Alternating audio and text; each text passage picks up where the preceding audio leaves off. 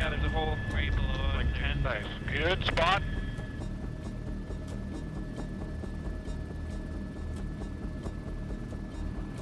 Those guys are there, and these guys are in the trees here, so I'm going to send them over this way. Oh, yeah, right under you here.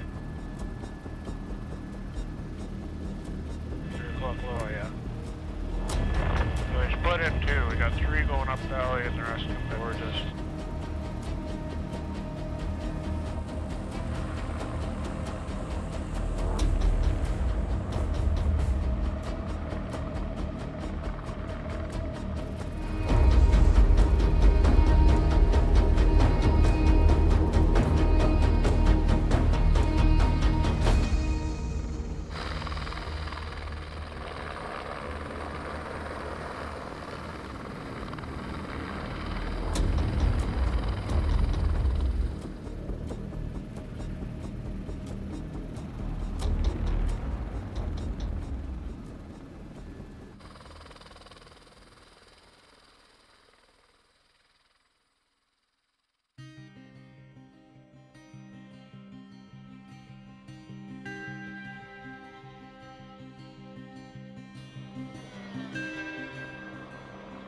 Lived in Takla my whole life, born and raised here. We're very into our traditional food. We still live off the land a lot. According to the elders, the caribou was the main staple. The moose didn't come in till 1890s. And now the caribou need our help.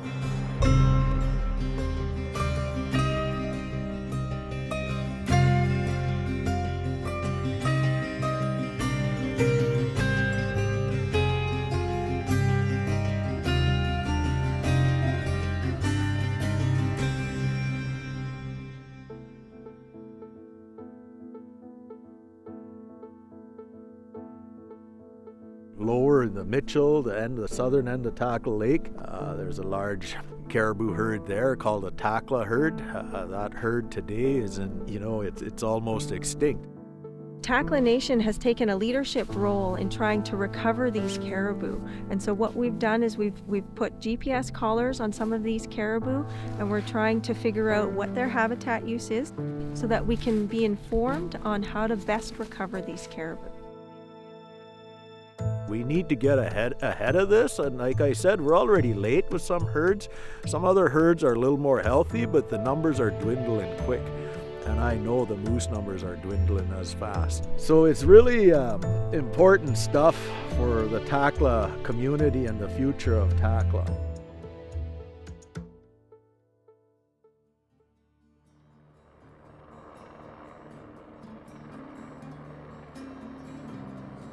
There was a concern in the northern part of Wildlife Management 727 that the moose population was declining.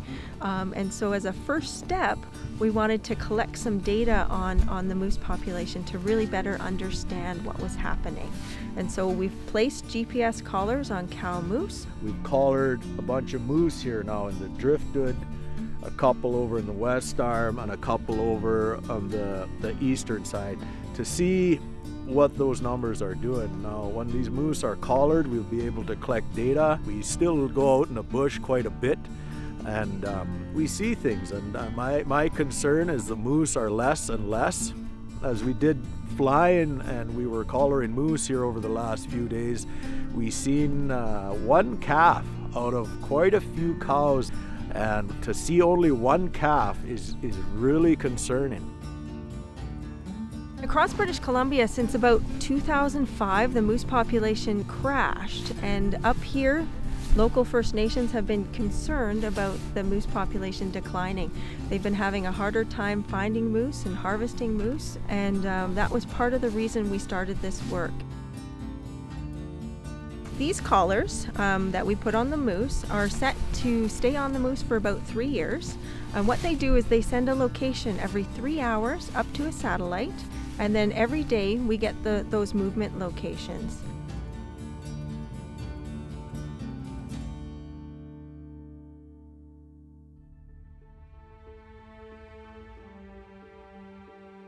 We're also collaring wolves in the vicinity up here. We're trying to get 1 to 2 collars on each pack to get a better understanding of pack distribution, how many wolves are out there, and what territories these wolves are using. This is our data. This belongs to Takla Nation.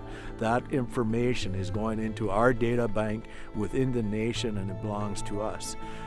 We're not doing it jointly, we're doing it by ourselves. Takla people should be really excited to have this data.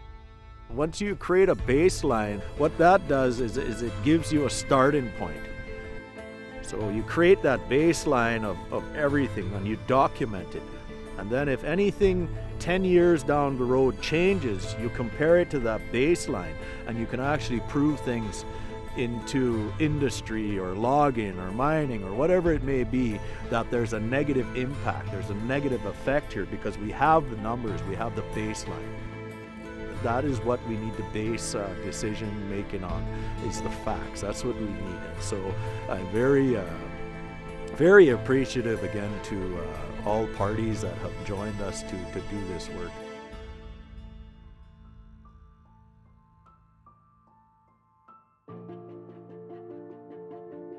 We are trying to work with the community and engage with the youth so that this information can be shared to everyone in the community, and we can start inspiring the next generation to get engaged and involved in wildlife. The future generations doing this type of work for their nation gets them out on the land. It gets our people out there doing this work, taking that interest. It's very similar to how we were and how we're raised and what we believe in out here.